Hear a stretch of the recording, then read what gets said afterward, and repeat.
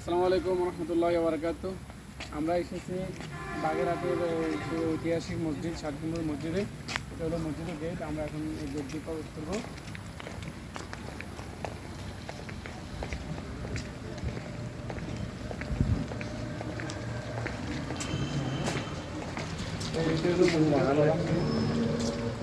মসজিদ, যে মসজিদের ছবি আমরা টাকায় দেখছিলাম, এখন আমরা সরাসরি দেখতে পাচ্ছি আলহামদুলিল্লাহ।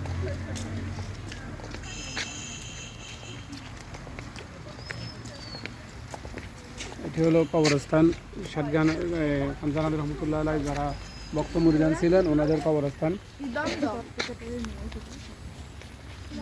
এটি হলো ওনার হাতে লাগানো গাছ।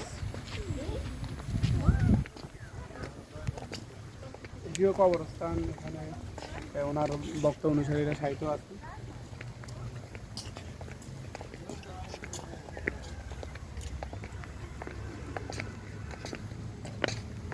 আমার উঠছে দেখে ছবি তুলেন।